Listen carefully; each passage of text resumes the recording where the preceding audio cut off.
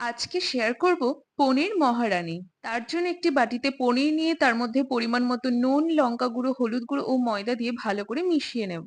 এখন মিক্সিং গ্রাইন্ডারে টমেটো, লঙ্কা, আদার একটা পেস্ট তৈরি করে নেব। আগে থেকে ভিজিয়ে রাখা আমন্ড ও কাজু বাদামের সাথে টক দই দিয়ে আরো একটা পেস্ট তৈরি করে নেব। এখন একটি ফ্রাইং প্যানে গোটা ধনে, জিরা, মৌরি, গোলমরিচ, তেজপাতাকে ভালো করে ভেজে নিয়ে গুঁড়ো করে একটা ভাজা মশলা তৈরি করে নেব। এরপর কড়াইতে তেল গরম করে পনিরগুলো একে একে ভেজে নেব। এখন কড়াইতে তেল গরম করে নিয়ে তাতে জিরা ও হিং ফোড়ন দিয়ে টমেটো লঙ্কার পেস্টটা ঢেলে দিয়ে তাতে স্বাদমতো নুন ও হলুদ গুঁড়ো মিশিয়ে আমন্ড কাজু বাদামের পেস্টটা দিয়ে একটু ফুটিয়ে নিয়ে ভাজা মশলা ও কাসুরি মেথি দিয়ে উষ্ণ গরম দুধ ঢেলে দিয়ে ভালো করে মিশিয়ে ভেজে রাখা পনিরের টুকরোগুলো দিয়ে দেব। ভালো করে ফুটিয়ে নিয়ে সবশেষে চিনি, গরম মসলা, সামান্য বাটার ও কাসুরি মেথি দিয়ে নাড়াচাড়া করে ওপর থেকে ফ্রেশ ক্রিম ছড়িয়ে দিয়ে নামিয়ে নিলেই তৈরি হয়ে যাবে দুর্দান্ত স্বাদের এই পনির মহারানী। রুটি, পরোটা অথবা লুচির সাথে এটি খেতে দারুণ লাগবে।